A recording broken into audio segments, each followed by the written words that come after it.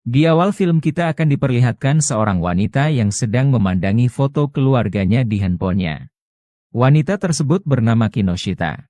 Wanita itu sedang fokus memandang foto anak tirinya yang sedang sekolah di luar kota dan sebentar lagi akan lulus dari sekolahnya. Kino sangat merindukan anak tirinya karena sudah lama tak bertemu. Ia pun seketika mengingat masa lalunya saat sedang menyediakan sarapan pagi kepada anaknya. Anaknya tersebut bernama Yuki. Di sini Yuki memuji masakan ibunya yang begitu sedap, sehingga membuat Kino malu-malu tapi mau. Lalu ketika Kino sedang mandi, ia lupa tidak mengunci kamar mandinya, sehingga Yuki ingin masuk ke kamar mandi kalau tak mengetahui Kino sedang berada di dalam. Hal itu membuat ia kaget seketika masuk ke dalam kamar mandi. Karena ia melihat pemandangan gunung aktif yang begitu bersih dan subur. Yuki kemudian meminta maaf dan bergegas pergi, namun bukannya Kino marah. Ia malah terlihat senang. Film berlanjut di masa sekarang. Terlihat Kino yang sedang menelpon Yuki dan memberi selamat atas kelulusannya.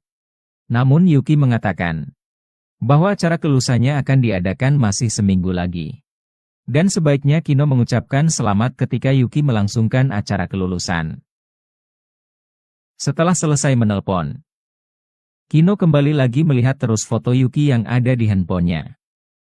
Ia terlihat sangat senang memandangi foto Yuki.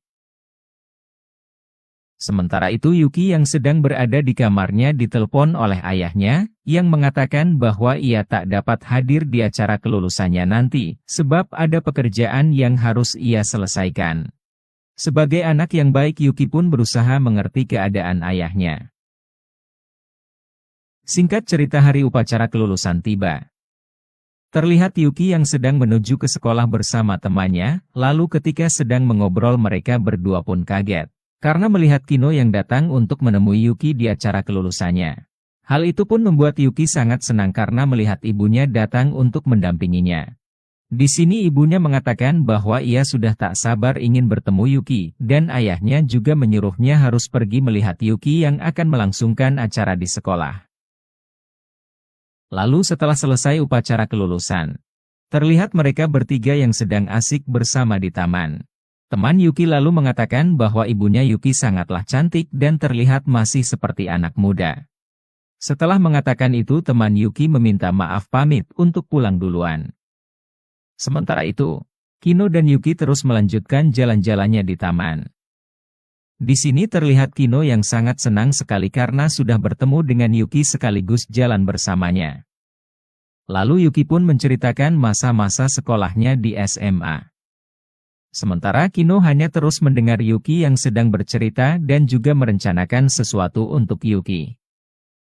Setelah itu, mereka kemudian pergi ke sebuah restoran untuk merayakan atas kelulusan Yuki. Mereka kemudian makan dan ngobrol bersama. Namun di sini karena Kino terlalu banyak minum membuat ia menjadi mabuk. Karena sudah tak bisa mengontrol dirinya, ia lalu mendekati Yuki dan mencoba menggodanya. Namun Yuki merupakan anak yang baik, berusaha tetap tegar dan tidak merespon tindakan ibunya itu. Yuki yang melihat Kino mabuk berat akhirnya memutuskan untuk membawanya di sebuah hotel.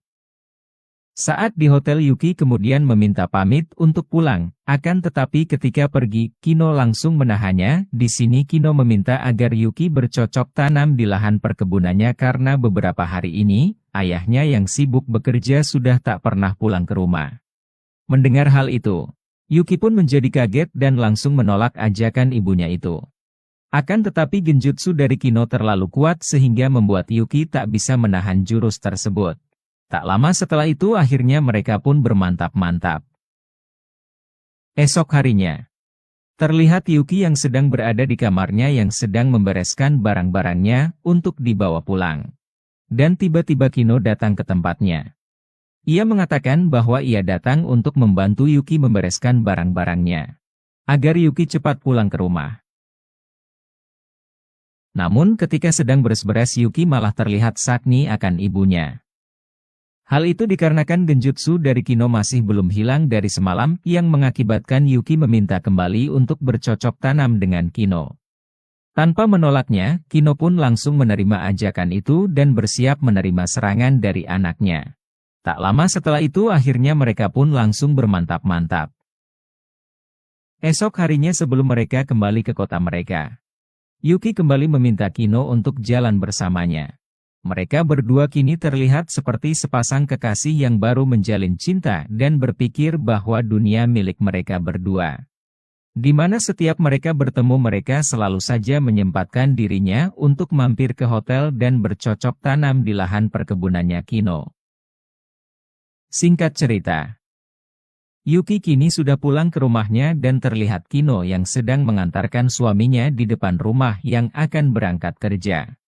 Lalu ketika suaminya pergi, Yuki datang dan memanggil ibunya tanpa menunggu kode pemersatu bangsa. Kino langsung menyerang Yuki dengan jurus barunya. Yuki yang sudah mulai berpengalaman hanya menerima serangan itu dengan percaya diri. Di akhir film ini terlihat Yuki dan ayahnya yang sedang makan bersama.